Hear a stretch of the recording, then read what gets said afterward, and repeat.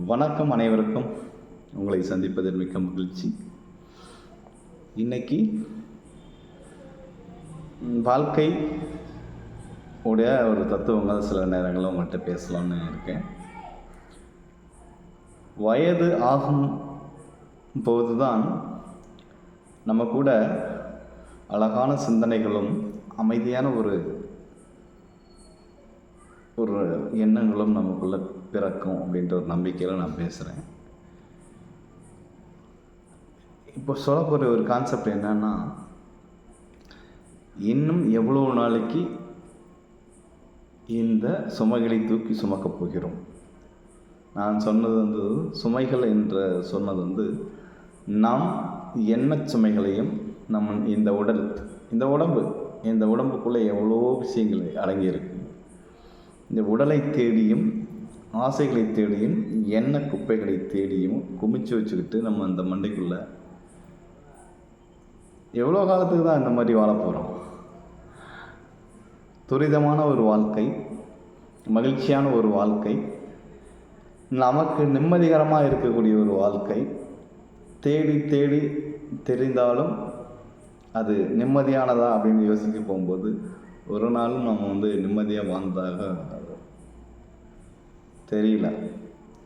அப்போ நம்ம வாழ்கிற வாழ்க்கை எதை நோக்கி போயிட்டுருக்கு? எதிர்பார்ப்புகள் அதிகமாகி போயிட்டுருக்கு.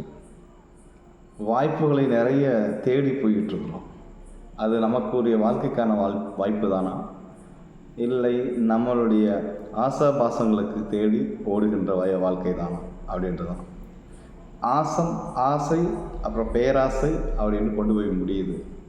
ஆனால் ஒவ்வொருத்தருமே தன்னுடைய வாழ்க்கையில் நிறைய அனுபவங்களை அனுபவிக்கணும், நிறைய விஷயங்களை நம்ம அனுபவிக்கணும் அப்படின்னா அந்த பூத உடல், இந்த ரத்தம் சதை நரம்புகள் எல்லாம் கலந்த இந்த உடல் எவ்வளோ நாளைக்கு தான் தாங்கும்? கேட்குறேன். எவ்வளோ நாளைக்கு தான் இந்த எண்ணத்துக்கு தெரியாமல் இந்த உடல் தப்பு பண்ணும், இந்த உடலுக்கு தெரியாமல் இந்த எண்ணம் தப்பு பண்ணும் இல்லையா? ரெண்டு விஷயம் சிந்திக்கணும். உடல் ரீதியான அழுக்கும் உளம் ரீதியான அழுக்கும், அந்த அழுக்கு மூட்டைகளை சுமந்து கொண்டு நாம் இன்னும் எவ்வளோ தூரம் கிடக்கணும்? இது உண்மைதானே, ஒரு பச்சை உண்மை. இது எல்லோர் மனுஷக்குள்ளேயும் பொதிந்து கிடக்கின்ற ஒரு அழுக்கு மூட்டைகள் நிறைய இருக்கு. இந்த அழுக்கு மூட்டைகளை எப்பொழுது நாம் துவைப்போம், அது வெண்மையாக்குவோம்? அதுக்கு எங்கேயாவது இருக்கா? எந்திரம் இருக்கா? மந்திரம் இருக்கா? தந்திரங்கள் இருக்கா? இப்படி பார்க்க போகும்போது எதுவுமே கிடையாது. இயந்திரங்களும் கிடையாது, தந்திரங்களும் கிடையாது, மந்திரங்கள் கிடையாது, எந்த ஆசாமியும் கிடையாது. இந்த ஆசாமிகள் தான் அந்த எந்திரத்தை நினைக்கின்ற அந்த மூளைக்குள்ளே புகுந்து இது எல்லாம் வெற்று மாயை. இந்த வாழ்க்கையில் உடல் தேவைகளுக்கும் உள்ள தேவைகளுக்குமே பூர்த்தி செய்கின்ற ஒரு அற்ப பிராணிகளாக நம்ம வாழ்ந்துக்கிட்டு இருக்கோம். இதுதான் நிஜம். பெரிய புனிதமா துரிதமா பெரிய மகான்களா பெரிய புடுங்கிகளா இந்த உலகத்தில் யாருமே இல்லை. புடுங்கி அப்படின்னு சொல்கிறது அப்படின்னா யார் பெரிய புடுங்கியா அப்படிங்கிறதுலாம் சொன்னோம்னா, நம்மளுடைய வாழ்க்கை பரிசுத்தமாக வாழ்கிறோம் அப்படின்ற ஒரு கான்செப்டை நோக்கி யாரெல்லாம் வாழ்கிறோமோ அவர்கள்லாம் மிகப்பெரிய புடுங்கி தான். நானும் அப்படி சொல்ல வரல. ஏன்னா அந்த நியதி அதுதான். அழுக்கு மூட்டைகளை சுமக்காமல் உடல் ஏற்கனவே அழுக்கு தான். அந்த அழுக்கோடு நம்மளுடைய எண்ணங்களும் அழுக்காகி மிகப்பெரிய ஒரு குளமாகி ஆறாகி நதியாகி கல்லாகி போய் கொண்டிருக்கிறது இந்த வாழ்க்கை. இந்த போகிற இடமெல்லாம் அழுக்காகி கொண்டே போனால் எங்கே நம்ம அந்த தூய்மையை பார்ப்பது? எங்கே நல்ல உள்ளங்களை பார்ப்பது? எங்கே நல்ல உடலை பார்ப்பது? நம் உடல் நல்லது தானா, நம் உடல் தூய்மையானது தானா அப்படின்லாம் யோசிக்க வைக்குது. என்னையவே இப்படிலாம் யோசிக்க வைக்குது. நான் வாழ்ந்த வாழ்க்கை எந்த அளவுக்கு உண்மையோ பொய்யோன்னு அவரவர் உள்ளத்துக்கு தான். நான் மட்டும் இல்லை, எல்லாருடைய மனசுக்குள்ளேயும் இருக்கும் எப்படி நம்ம வாழ்ந்துகிட்டு இருக்கோம் அப்படின்ட்டு. அதை என்னைக்கு அந்த அழுக்கு மூட்டைகள்லாம் கொண்டு போய் பெரிய காசியோ ராமேஸ்வரமோ புனித தலங்களில் போய் கரைக்கிறோமோ அது நமக்கு தெரியாது. எப்போ நம்ம கரைப்போம் அப்படின்னா, நம்மளை எரித்து சாம்பலாக்கி கொண்டு காவிரியில் கலக்கும் போது தான் நம்மளுடைய புனிதத்துவம் அறிய முடியுமே ஒழிய மற்ற எந்த இடங்களையும் நம்மளால் அறியவே முடியாது.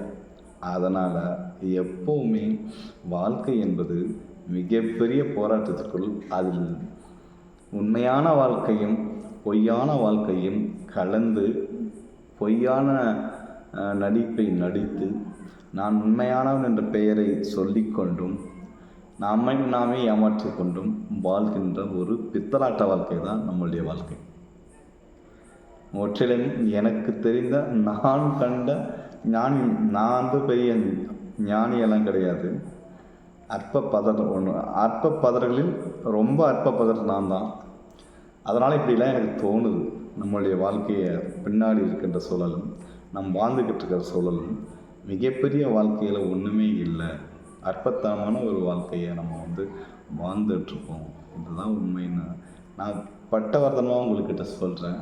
எத்தனை பேர் இதை ஏற்றுக்குவேன்னு எனக்கு தெரியாது. ஆனால் மனுஷனாக இருந்தால் இப்படி தான் இருப்போம் அப்படின்ற ஒரு மாயபத்தையும் தோற்றமும் அப்படி தான் இருக்குது, இயல்பான குணங்களும் அப்படி தான் இருக்குது. அது இப்படி தான் இருப்பான் மனுஷனா அப்படின்ல ஒரு அந்த ஒரு உள்ளம் ரீதியான உடல் ரீதியான ஒரு தத்துவம்னா இதுதான். நாம் எல்லாம் கடவுள் கிடையாது, நம்மெல்லாம் ஞானிகள் கிடையாது, நம்மெல்லாம் பரிசுத்த ஆவியின் பெயராலே அப்படின்னு சொல்கிற அளவுக்கு கிடையவே கிடையாது. அப்படி நம்ம சொல்லிக்கொண்டு பொய்யோடும் புரட்டுகளோடும் வாழ்ந்து கொண்டு இருப்பது தான் இந்த உலகத்தில் உள்ள மனித ஜீவிகளுக்கு உள்ள யதார்த்த பொய்கள். இந்த பொய்க்குள் மெய்யை யாரும் தேட முடியாது. அப்படிப்பட்ட வாழ்க்கையை தான் நாம் வாழ்ந்துட்டுருக்கோம். இனி வருகின்றவர்களும் அப்படி தான் வாழ்வாங்க.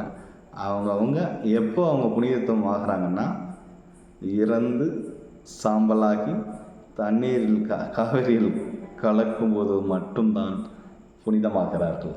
அதுவரை இந்த அற்பத்தனமான வாழ்க்கையை தான் எல்லோரும் வாழ்வார்கள். மனதில் கொண்டு அற்ப புத்தியோடு வாழ வேண்டாம், குறைந்தபட்சமேனும் மனிதனாக வாழ்வோம். நன்றி, நல்லது, மகிழ்ச்சி, வாழ்த்துக்கள். பிடிச்சிருந்துச்சுன்னா லைக் பண்ணுங்கள், ஷேர் பண்ணுங்கள், கமெண்ட் பண்ணுங்கள். மறக்காமல் நம்மளுடைய கரிகாரிகை சேனலை சப்ஸ்கிரைப் பண்ணுங்கள். நன்றி, நல்லது, மகிழ்ச்சி, வாழ்த்துக்கள்.